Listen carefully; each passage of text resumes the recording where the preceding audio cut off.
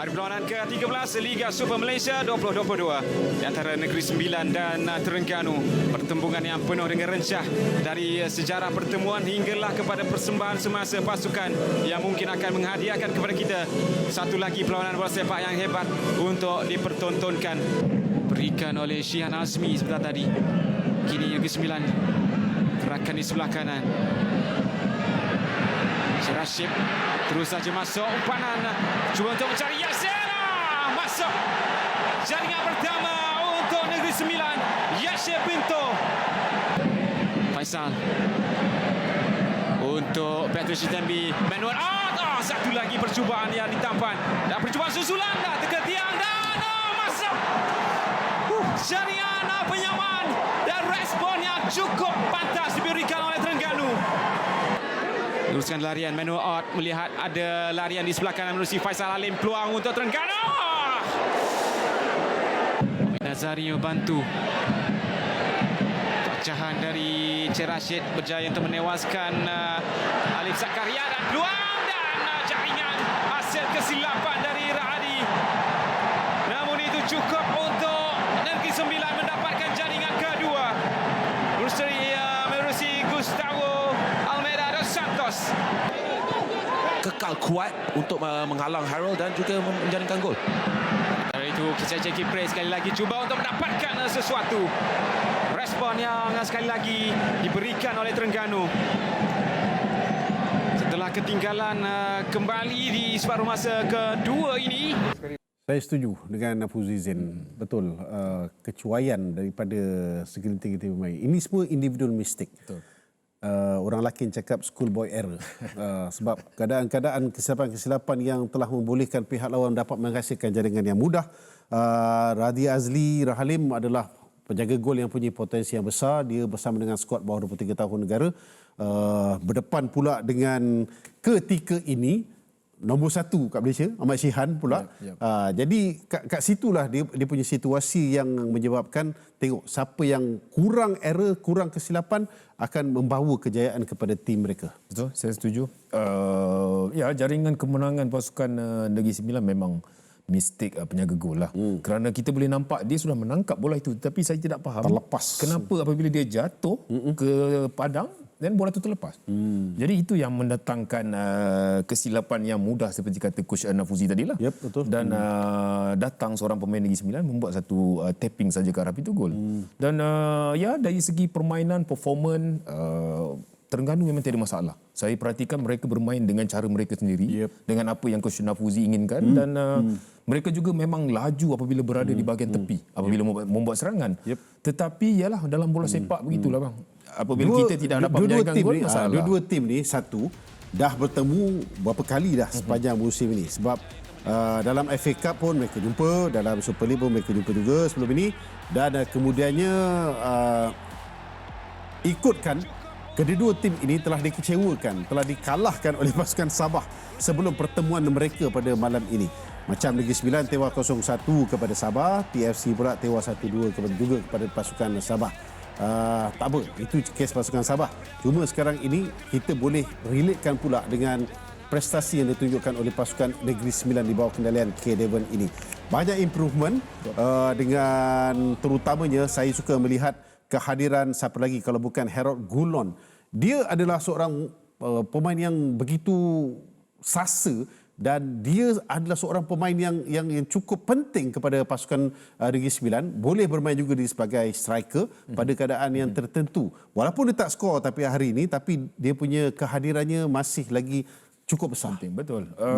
Ya, pengalaman yang ada semasa beliau bermain dengan pasukan Seri Pahang, yang itu yang membuatkan apabila beliau bermain dengan pasukan Negeri Sembilan dan taktikal yang sesuai daripada Coach K. Devon untuk diri dia sendiri, saya rasa itu yang membuatkan dia masih lagi relevan untuk pasukan Negeri Sembilan ataupun pemain pasukan-pasukan yang ada dalam Liga Malaysia.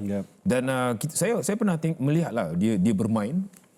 Ya, seperti kata abang, kadang-kadang dia bermain walaupun dia bermain centre back, tetapi kadang-kadang dia bawa bola itu naik ke atas, ya, untuk mencari pemain-pemain serangan untuk memberi bola itu. Dan dengan pengalaman, dengan ketinggian, dengan dengan tubuh yang sasa, saya rasa dia memang tonggak penting lah untuk pasukan Negeri Sembilan tahun ini. Ya. Biarpun kemenangan ini hanyalah kemenangan yang kedua daripada 5 perlawanan yang lalu, tetapi yang paling penting adalah Negeri Sembilan berjaya untuk melonjak sampai ke tempat yang ketiga. 5 mata di belakang pasukan Sabah yang masih lagi menduduki tempat yang kedua. So next game akan berdepan dengan pasukan Selangor. Pasukan yang pernah dibimbing oleh K11. Macam mana? Ya, saya rasa persentage Short trip aja pergi ke PJ, tak jauh. tak jauh kan. Tapi rasanya persentage ataupun peratus untuk pasukan Negeri Sembilan memenangi itu adalah untuk setakat ni lah, untuk 2 minggu yang terakhir ni lah. Kerana kita semua tahu performance pasukan Selangor tidak begitu baik lah. Dan apabila bermain di away game rasanya cukup penting, dan saya rasa Coach Devon tahu kot bagaimana untuk menyiapkan pasukan apabila bertemu dengan pasukan Selangor. Kita bermain dengan away ni tidak perlu terlampau open, terlampau kerap menyerang hari-hari nak buat serangan. Jadi seharusnya membaca. Hari-hari ke setiap masa? Seharusnya membaca lah bagaimana taktikal yang akan ditampilkan oleh pasukan Selangor pada game nanti. Mengikut prestasi dan juga kedudukan semasa, Nafuzi Zain dan juga TFC akan berdepan dengan pasukan PJ City. Kita tahu pada rekod PJ City yang dah berapa game tak menang, 8, 9, 10 begitulah dengan kekalahan semalam. Ini adalah peluang. Kalau diikutkan atas kertas, to be fair, PJ City boleh melakukan kejutan kalau sekali lagi banyak kesilapan-kesilapan individu berlaku dalam pasukan TFC. Tetapi TFC kena gunakan kesempatan bermain di tempat sendiri pada 1 Ogos ini nanti untuk berdepan dengan pasukan pelawat bagi mencapai kemenangan, kerana setakat ini di tangga yang ke-8, berdasarkan kepada pemain-pemain yang Nafuzi Zain dan juga TFC ada, ini bukan posisi dan juga kedudukan yang terbaik untuk TFC. Tapi rasanya dia kurang perlawanan rasanya. Betul, dia terbutang. Ya, tetapi dari segi performan apabila mereka bermain di gelanggang sendiri, saya rasa mereka sebuah pasukan yang kuat lah apabila bermain di tempat sendiri. Dan seperti cakap abang tadi, small mistake, error tu seharusnya dijauhi lah. Dan apa yang terjadi pada hari ini, itulah dia. Tetapi mungkin Coach Nafuzi akan memberi peluang kepada penjaga gol lain untuk mengambil tempat itu. Dan satu cabaran jugalah untuk pasukan pihak lawan lah, pelawat lah, untuk datang bermain dengan pasukan Terengganu. Tak lengkap kalau kita tidak berlintas langsung dengan wakil kita yang berada di mana kali ini? Siapa? Di Kuching kan? Awak bukan di Kuching ke? Paroi lah. Dia orang bagi salah info. Dia kata awak sepatutnya berada di Paroi. Awak patut berada di Kuching sebab JDT main kat sana. Saya pun berharap saya berada di Kuching, bang. Oh, iya ke? So, apa kisahnya? Stadium dah gelap. Kemenangan yang penting kepada Negeri Sembilan, tetapi agak malang kepada Terengganu sebab kalau dikatakan oleh Nafuzi tadi, dia sebenarnya menunjukkan reaksi yang kecewa dengan kesilapan-kesilapan yang masih berlaku di kalangan pemain-pemainnya. Betul Haji. Kalau kita tengok statistik daripada keputusan Terengganu FC musim ni, 5 kalah, 5 menang, 1 seri, saya rasa setiap jurulatih akan kecewa dengan aksi tidak menentu, dan hari ini berlaku selepas mereka datang dengan segar kejayaan menewaskan Kuching City FC 4-1, tetapi apabila menguasai permainan tidak cukup untuk pulang dengan kegembiraan. Pada malam ini mereka tewas 1-2 yang sebenarnya juga tidak dijangka oleh K11 kerana mereka dah lama tak beraksi kan. Jadi boleh katakan situasi malang buat pasukan Terengganu, Nafuzi Zain. Zul, Negeri Sembilan dengan Terengganu ni dah berapa kali dah bermain dah. Ini adalah perlawanan yang ketiga untuk mereka. Tetapi Negeri Sembilan, bak kata anda, dah lama tak beraksi pun tapi dapat kekalkan performance.